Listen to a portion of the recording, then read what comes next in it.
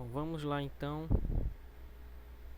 Essa daqui é a nossa lista de exercícios que vai ser nossa primeira avaliação, certo? Está disponível aqui nesse site e tal. Bom, então essa primeira questão é uma questão mais teórica que envolve principalmente o conceito de carga elétrica, que foi discutido no capítulo 21. Então essa letra A, por exemplo, a carga elétrica é uma propriedade fundamental da matéria, assim como a massa. Se isso é verdade ou não, foi discutido nas primeiras aulas. Depois, sobre ligações químicas, se isso é ou não um fenômeno eletromagnético, também foi nas primeiras aulas. A letra C também. A letra D também envolve só o conceito de carga elétrica. Então, para entender melhor ela, teria que ver a parte de carga elétrica, capítulo 21 lá do livro, ou nossas primeiras aulas também. Saber se isso é verdadeiro ou falso. Até a letra F é só sobre carga elétrica. Aí na letra G já é envolvendo o conceito de força elétrica, né? Que não lembro agora se isso é o capítulo 22 já. Acho que sim. Não, 21 ainda. 21 ainda é sobre força elétrica, né? Então ainda é o capítulo 21. E a noção de campo elétrico só lá do capítulo 22, né? Então a maior parte aqui é sobre carga elétrica e tal. Lendo o capítulo 21 dá pra fazer da letra A até a G, basicamente. Então é uma questão assim mais teórica de verdadeiro ou falso só. Algum de vocês dois aí queria perguntar alguma coisa sobre essa primeira questão? Eu acho que ela é bastante tranquila já.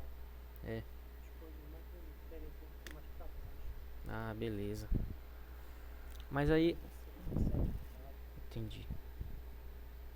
Aí eu tô comentando uma por uma só porque a gente tá gravando e aí pode ser que alguém que não, né? Mas eu sei disso também. Eu sei que eu botei ela aqui justamente pra isso também, pra complementar assim com algo mais tranquilo e mais teórico também, né?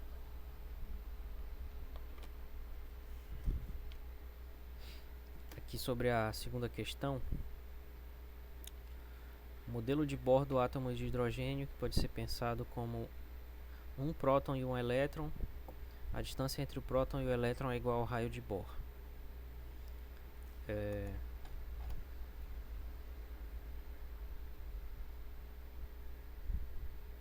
Deixa eu só pensar um pouco aqui. Raio de Bohr. A distância... Tá, então o raio de Bohr está aqui nesses dados. É o segundo dado aqui. A carga do elétron é menos esse número aqui, que é a carga elementar, e a carga do próton é mais esse número. Nessa questão precisa também da massa do próton aqui e da massa do elétron. Então todos esses dados estão aqui na lista. E estão também na contracapa lá do livro que a gente está adotando, que é o Halliday Volume 3. Certo? Aí tem a letra A, que é determine a força eletrostática. Letra B, força gravitacional. E a letra C para comparar elas. Então, vou apenas fazer um comentário sobre como seria essa segunda questão, né? Segunda questão. Rapidinho. Então, o modelo de Bohr é um modelo atômico, que significa que é uma tentativa de entender o que é o átomo, né? E o átomo mais simples possível da gente imaginar é um átomo que tem apenas um próton aqui no centro e que tem uma órbita aqui, que seria um círculo com um único elétron também aqui. No caso, um próton positivo e um elétron. Então, a letra A é para calcular a força eletrostática. Para calcular a força eletrostática tem que usar a lei de Coulomb, que nós já estudamos aqui. Acho que vocês já estão até cansadas também de me ouvir falar de lei de Coulomb, né? E todos os dados para fazer estão lá naquela tabela do início da lista. Aí na letra B, a força gravitacional, se eu não me engano, isso é de física 2. Então é a constante de gravitação newtoniana vezes a massa do elétron vezes a massa do próton sobre a distância entre eles ao quadrado. Qual é a distância entre eles? Tem que ver um problema. E a letra C é para comparar as duas, quer dizer, aqui na primeira vai aparecer um número, na segunda outro número. Aí eu quero saber qual é a comparação entre elas. Então tem que dar um jeito de comparar uma com a outra aqui. E dessa comparação aqui, se for calculado corretamente as duas, é que vai surgir o resultado, né? Do que significa essa comparação. Aí aqui a terceira questão, uma questão de manipulação de vetores. Então tem uma letra A pedindo para calcular uma soma, uma diferença.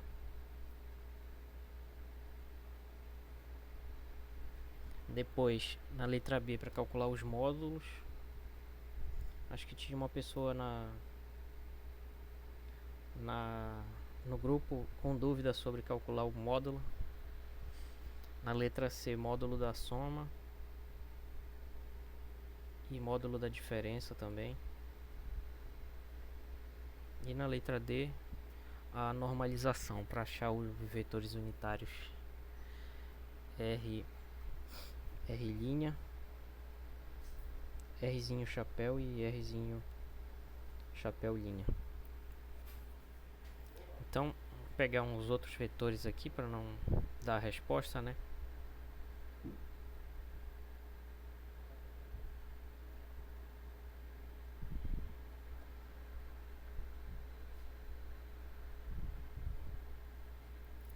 Certo.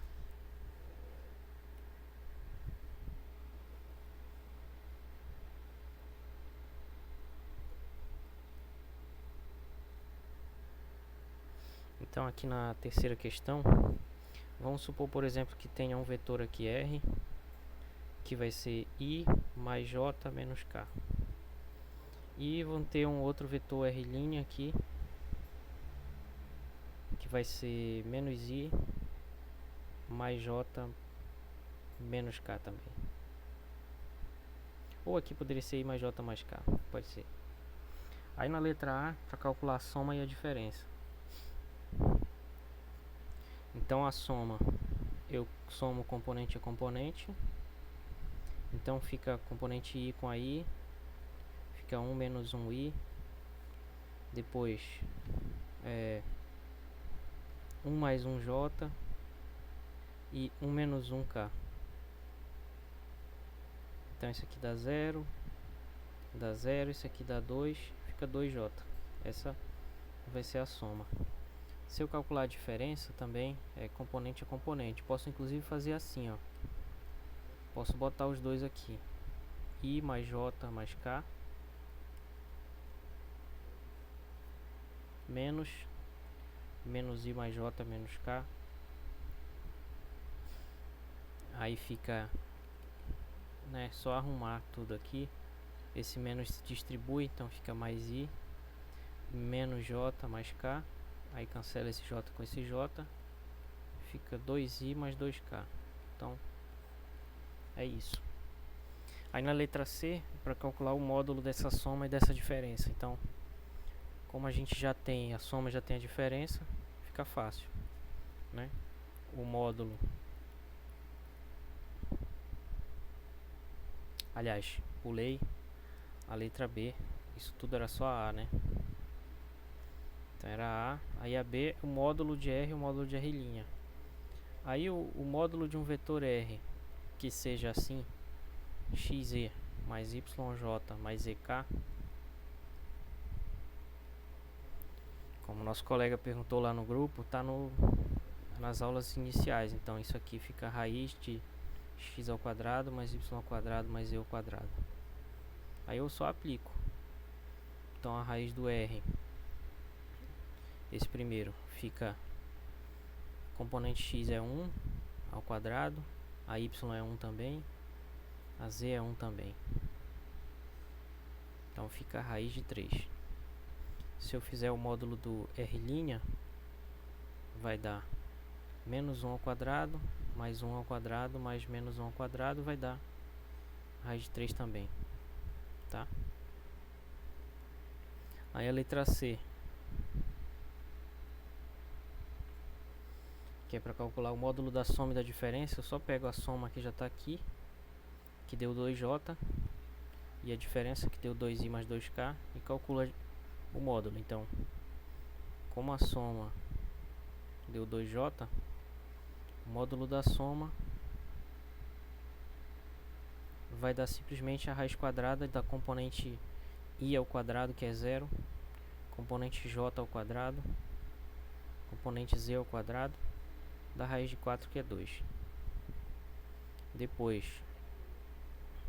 já tenho a diferença, r menos r' deu 2i mais 2k. Então o módulo fica a raiz quadrada da componente x ao quadrado mais a componente y, que não tem ao quadrado, é 0, e a z, que é a componente do k ao quadrado. Então fica 4 mais 4, 8, dá 2 raiz de 2, certo?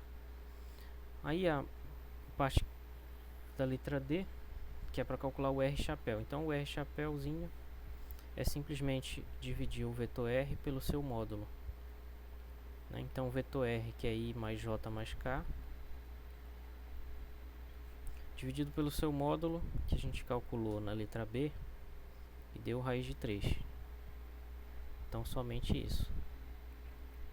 Então já poderia deixar assim a resposta, ou posso separar em componentes aqui. Dizer que é I raiz sobre raiz de 3 mais J sobre raiz de 3 mais K sobre raiz de 3. E o R' chapéu é só fazer a mesma coisa, só que agora pro vetor R'. Então fica, nesse caso, o vetor R', que é menos I mais J menos K,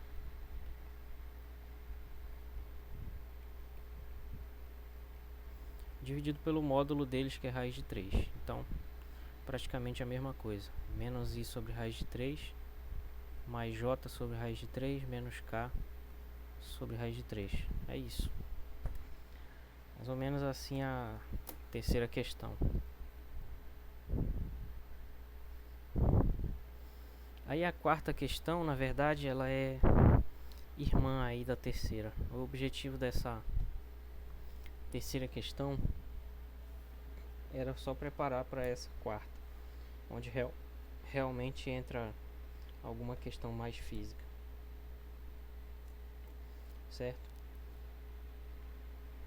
Vocês conseguiram entender essa quarta questão aí? Vocês que estão por aí agora?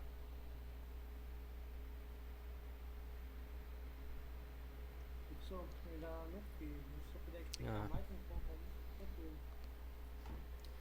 Beleza.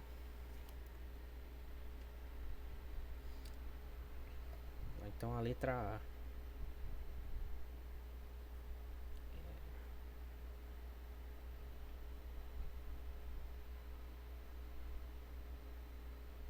Uhum.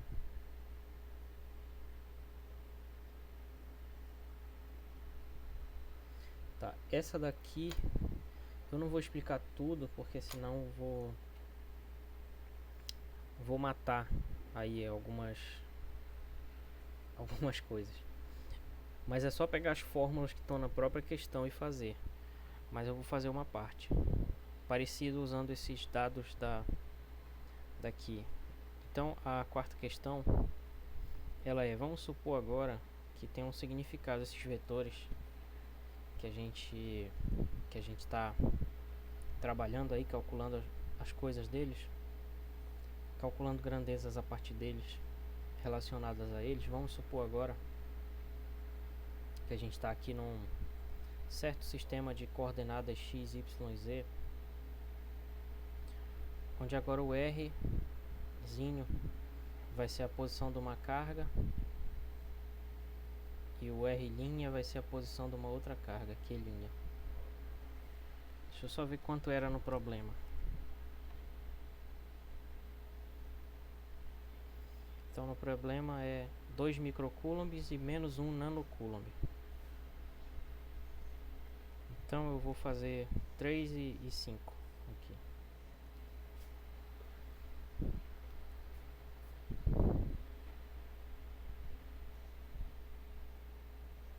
Então vamos supor que essa carga aqui seja 3 coulombs e a Q' seja 5 coulombs aqui. Certo? Então, aproveitando o resultado da terceira questão aqui, a pergunta é: calcule esse vetor R chapéu. Está escrito lá no problema o que ele representa. Esse vetor representa isso aqui. Ó, digamos que a carga Q está aqui, a carga Q' está bem aqui. Então esse vetor ele representa a direção, o vetor unitário dessa direção bem aqui, que é a direção que passa por Q e Q' e que aponta para fora de Q. Então esse vai ser o R chapéu. Aí a questão é: determine ele de verdade, né? Então a gente já tem aqui praticamente tudo que precisa nesse problema. A gente já tem o R menos R', que deu 2i mais 2k, e já tem o módulo deles, que é 2 raiz de 2. Então a gente já tem o seguinte: R menos R' igual a 2i mais 2k, que a gente precisa, e já tem o módulo disso, que já foi calculado na outra questão. Então isso dá 2 raiz de 2, certo? Então, para encontrar esse R maiúsculo chapéu, que é esse vetor unitário que dá essa direção aqui, que é importante na lei de Coulomb, vai ser simplesmente essa divisão. Então vai ser 2i mais 2k dividido por 2 raiz de 2. Então nesse caso fica i sobre raiz de 2 j sobre raiz de 2. Então é assim que se calcula esse R maiúsculo chapéu, e é ele que dá essa direção aqui da linha que une Q e Q', que aponta para fora das duas, no caso. Aí a letra B, enfim, e aí também pergunta o R', tá? Note que o R' chapéu maiúsculo aqui, esse daqui, ó, note que ele vai ser menos o R. Então determine ele também, tá? Então o que eu quero dizer é o seguinte, ó: se o R' vai estar lá, esse R' chapéu vai estar bem aqui do outro lado. Vou fazer de outra cor para diferenciar aqui. Ó, ele vai ser esse vetor unitário bem aqui, o seu Rzão linha. E aí tem uma fórmula para ele também que a gente pode calcular. Ele é Rzão linha, vai ser o contrário, vai ser R' menos R dividido pelo módulo dessa diferença. Só que aqui no denominador não muda, né? O denominador não muda porque tem um módulo aí. Então, o módulo de um vetor menos o outro, não importa a ordem, vai ser o módulo do outro menos o primeiro. Módulo de A menos B, módulo de B menos A. Então, esse módulo aqui do denominador é igual ao que a gente já calculou, módulo de R menos R'. Tanto faz. E aqui em cima, ó, no numerador, a gente vê o seguinte, que R' menos R é igual a menos R menos R', tá? Que se eu distribuir o sinal aqui vai ficar igual.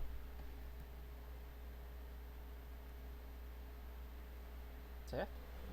Então a conclusão que a gente chega é que o R'zinha chapéu é igual a menos R menos R' sobre módulo de R menos R', que é igual a menos o R chapéu. Certo? Então o que eu estou tentando chamar a atenção nessa questão é isso, que esse vetor aqui que localiza uma carga, que dá a direção da força numa carga, vai ser menos o vetor que dá a direção na força na outra carga. Então os dois existem aqui, um vai ser menos o outro. Então como eu já calculei aqui, ó, um deu I sobre raiz de 2, o outro deu J sobre raiz de 2, eu já tenho os dois, né? Já tenho. Como a gente já calculou, então o Rzão linha chapéu fica menos I sobre raiz de 2 menos J, né? Isso. Aliás, eu fiz errado aqui. Fiz errado aqui, não é J, que é K. K sobre raiz de 2 aqui. Então nesse aqui não é J, é K. Certo? Acontece, né? A gente erra. Bom, então isso aqui já é uma ajuda na quarta questão. E aí vem o seguinte, ó. Lembrando que, na letra B, lembrando que o R maiúsculo aqui foi calculado na letra C da questão 3, tá escrito bem aqui, ó. Questão 3, esse aqui é o R, tá? Opa. Esse aqui é o R maiúsculo, é a distância entre as duas cargas. O módulo da diferença entre as posições delas é a distância entre elas, tá? Então deixa eu só marcar aqui na figura. Esse daqui, essa daqui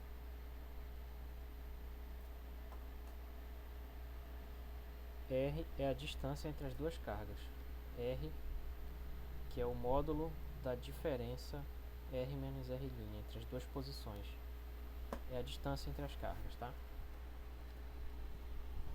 Muito bem. Então, feito isso, ó, é possível resolver a letra C, né?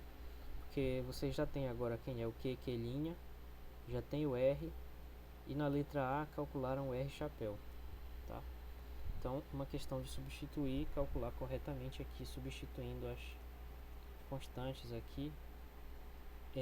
Esqueci de botar, não, tá aqui o ε0, tá? Tem que substituir. Como eu disse que na física, física teórica, não na física experimental. Na física experimental não é assim, mas na física teórica geralmente a gente não substitui muito constantes e tal, números, mas vocês não estão estudando para ser físicos teóricos, né? Estão estudando outras coisas. Engenharia mecânica, oceanografia e geologia são os cursos das pessoas da turma. Então eu sei que vocês têm uma outra necessidade, então eu achei melhor deixar de um estilo aqui mais pro que vocês precisam, que é substituir, encontrar o número mesmo com um certo grau de precisão, erro, etc. Não sei se isso ajuda ou atrapalha vocês, mas eu achei melhor deixar mais parecido do estilo que vocês vão precisar, talvez algo parecido no futuro. Enfim, eventualmente, né? Não sei exatamente. Enfim, Agora a letra C é a mesma coisa, mas é um pouquinho diferente, porque agora é a força sobre a carga Q', então vai ser um F' aqui e um R' chapéu, certo?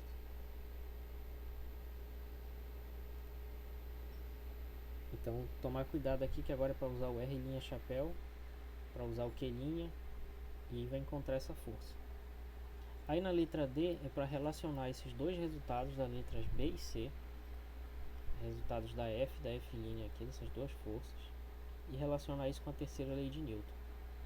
Tá? Então é para vocês verificarem se essa situação está ou não de acordo com essa lei.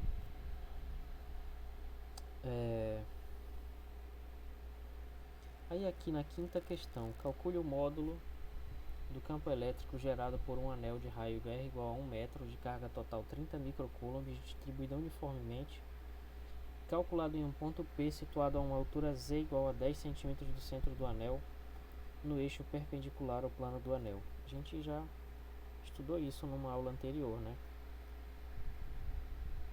É o campo gerado por um anel carregado uniformemente.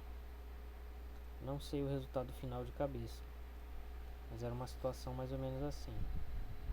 Aqui tem um anel de raio R e a gente calcula o campo aqui numa certa altura Z.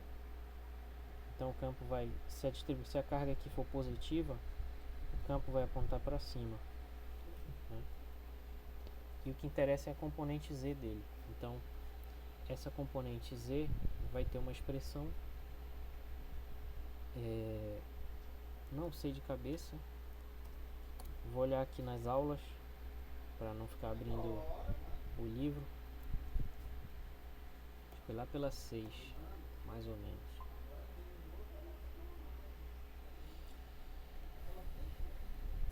Não, foi na aula 5. Oi. A gente precisa levar essa letra de questão e depois aí todo o cálculo para chegar na fórmula final. Precisa botar toda a dedução para chegar na fórmula? Não. A minha ideia era justamente aplicar só. Justamente porque vocês vão, enfim, se interessar por outras coisas, né? Aí eu achei mais interessante não... É porque na verdade é assim, lá no Halliday tem um cálculo simplificado, né? Aquele cálculo lá ele está simplificado porque o cálculo correto é vetorial, blá blá blá. Então, se eu pedisse para vocês fazerem, seria mais ou menos para adaptar o que está lá. Eu achei meio... Não sei, posso estar errada, mas eu acho que seria desnecessário nesse momento. Não sei se eu peguei leve demais com vocês aí. Mas enfim, não precisa. Não, só tem um pouco, eu acho. É, né? Espero que sim. Bom, Z vezes a carga total aqui. Então esse vai ser o campo. Ó. Então vou dar uma dica aqui. Esse campo a gente calculou. É o campo do anel. Esse aqui é o campo do anel carregado uniformemente. Uniformemente, que está na aula 5. Pelo que eu abri lá da aula 6, estava na aula anterior, então está na aula 5. Isso dá 1 sobre 4πε0 vezes Z vezes Q dividido por Z ao quadrado mais R ao quadrado elevado a 3 meios. Tá? Então essa é a expressão que é para usar nessa questão 5. E adaptando aqui as coisas, tá? Não posso responder tudo, né? Senão não vai ter graça. Mas ó, na letra A, gerado por um anel de raio R igual a 1 metro. Tomando cuidado de converter corretamente aí as unidades. Depois na letra B, gerado por um disco. Então vocês vão pegar agora o campo gerado pelo disco. Está lá na aula 6. Ó, que é o resultado, como falou acho que o Bruno aí, resultado dessa dedução toda.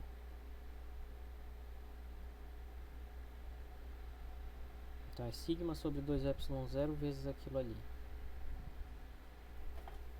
Tá? Isso tudo está no livro. Então aqui, esse é o campo do anel. Depois tem o campo do disco de raio R, que vai ser também uma componente Z, vai ser sigma sobre 2ε0 vezes 1 menos Z sobre raiz de Z quadrado mais R ao quadrado. Acho que é isso que tá lá, né? Isso vai ser o campo do disco. Então, como é que eu calculo essa densidade superficial de carga?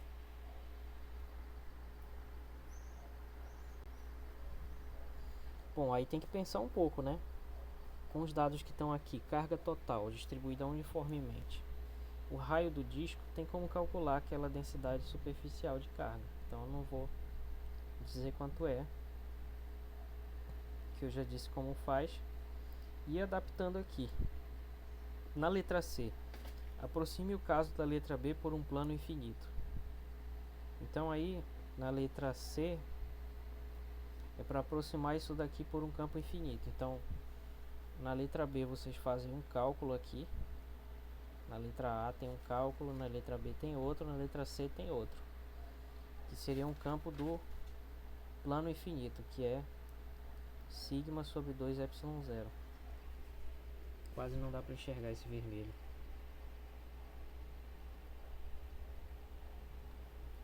Então, o campo do plano infinito, que é uma fórmula inclusive fácil de gravar,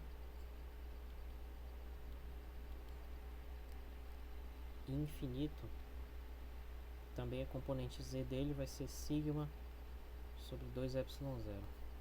Essa que é uma aproximação da letra B quando está muito distante. Então o que eu quero que vocês vejam aqui com essa questão é justamente o seguinte, ó. Será que é razoável considerar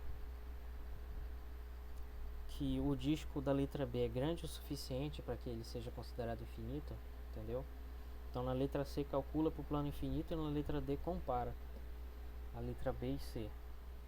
Ou seja, se eu considerar o plano como infinito, qual vai ser o erro?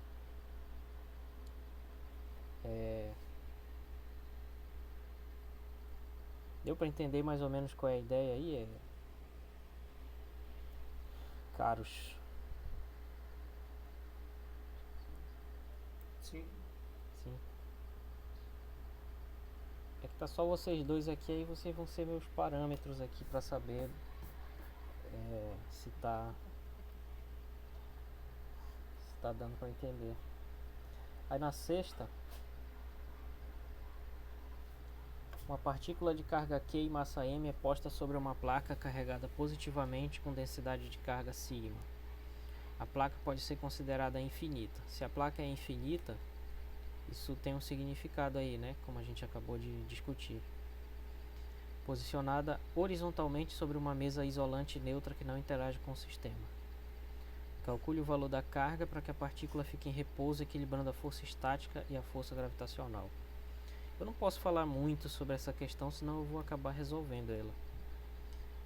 Então, eu vou apenas fazer um desenho aqui que eu espero que ajude a ilustrar o que eu quis dizer, que eu deveria ter botado, na verdade, esse desenho, né? Então, assim, tem um plano que pode ser considerado infinito aqui. Isso aqui é um plano grande. Ou seja, eu vou aproximar ele pela fórmula do plano infinito.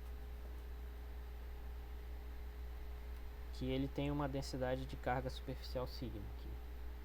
Isso significa que ele gera um campo elétrico, né, para cima, que a fórmula é conhecida. Acabei de falar dela no outro slide, não vou escrever de novo. E aqui em cima eu vou botar uma cargazinha aqui. Aí o que acontece? Esse campo elétrico, ele aplica uma força aqui, né?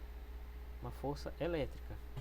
Qual é a relação entre essa força elétrica e o campo elétrico, né? Vocês têm que saber também. Só que essa carga aqui também tem um peso,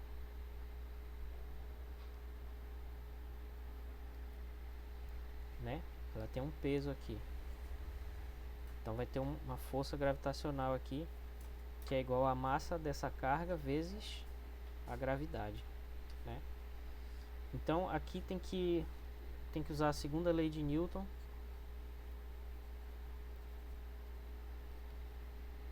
para encontrar essa resposta. Eu acho que isso é o máximo que eu posso falar. Usa a segunda lei de Newton para, se essa carga está em repouso, qual deve ser esse valor dessa carga. Então, se a carga está em repouso, usando a segunda lei, qual é o valor dessa carga, certo? Então essa segunda lei vai dar uma condição, vocês resolvem e encontram a carga, certo? Deu para entender mais ou menos? Sim. Bom, Às vezes falta só um desenho, né? Bom, beleza. A sétima questão: considere dois fios infinitos paralelos separados por uma distância d, com densidades lineares de carga sigma 1 positiva e lambda 1 positiva e lambda 2 negativa. Considere um ponto P que distante a ambos os fios no mesmo plano deles.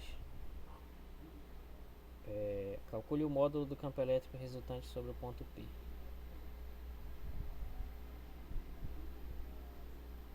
Então isso daí tem que usar o plano infinito aqui. Fio infinito. Acho que eu falei uma das últimas aulas aqui. Acho que foi na de segunda-feira, na 8.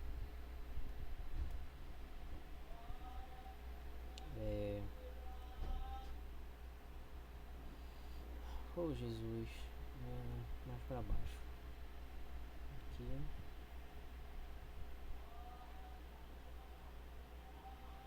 Plano.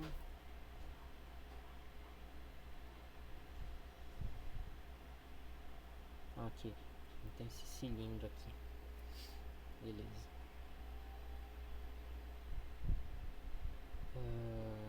Quanto deu? Tá aqui. Lambda sobre 2π ε0r. Então esse é o campo do fio infinito. Lambda sobre 2π ε0r. Isso seria a sétima questão. Lambda sobre 2π ε0r.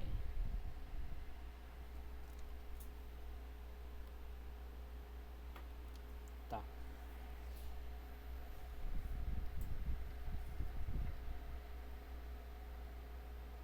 Então isso daqui é o campo elétrico, né? Gerado pelo fio infinito carregado.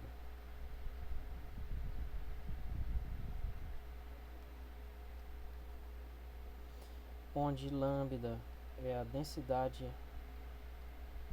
de carga, que é uma densidade linear de carga do fio, 2π ε0 constante, né? E o R é a distância entre o fio e o ponto onde se calcula o campo, o ponto onde o campo E é calculado. Então, se o fio está passando bem aqui e eu vou calcular o campo bem aqui nesse ponto P, vou medir o campo aqui. Então esse aqui é o R, é a distância entre o fio e o ponto P onde eu vou medir o campo. Esse é o R. Então R é isso aqui. Perfeito, então. E aí o que vai acontecer se eu tiver um outro fio? Ele vai gerar um outro campo que a direção dele eu não sei para onde é. Eu não sei se é para cá ou se é para cá, né? Mas ele vai gerar um outro campo. Então esse aqui vai ter uma densidade de carga, esse aqui vai ter outra. E aí vocês têm que saber como compor esses dois campos aqui. Como é que eu somo eles? Tem algum princípio que a gente estudou que diga como juntar dois campos? Então é isso que é para fazer. Basicamente é isso. Então no primeiro vou usar uma distância e no outro qual vai ser a outra distância? Isso está dito no problema, qual é R1 e qual é R2, né? Certo, pessoal? Então essa é a dica que eu dou para essa questão aqui. E na última, realmente não tem como eu dar nenhuma dica porque é muito fácil essa questão. Basta ler sobre a lei de Gauss, principalmente aqui nessa parte aqui, ó. Se vocês estudarem aqui a página 55, 50 aqui, seção 23.4, já dá para resolver aquela questão, porque ela é justamente para saber se vocês leram essa parte aqui, tá? É só para testar se vocês realmente entenderam o significado da lei de Gauss, que é o mais importante, tá? Então a lei de Gauss ela fala sobre o fluxo de uma carga através de uma superfície. Então, ó, questão 8.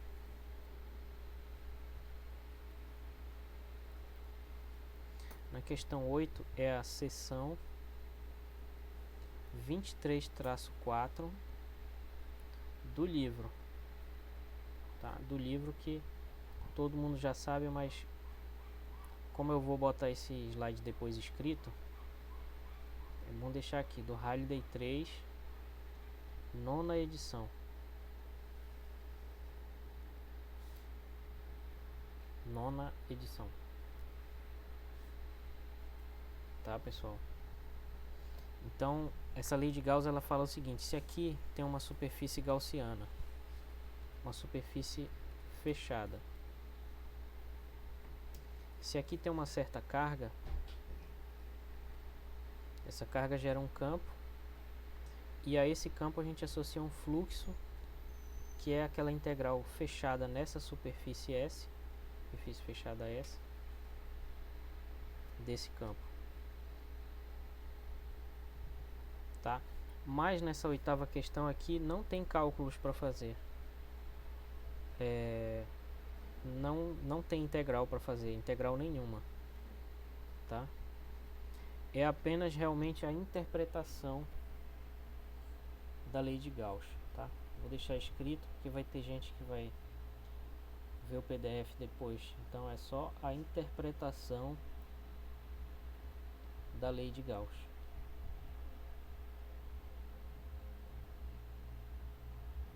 Tá? Então, por enquanto, meus caros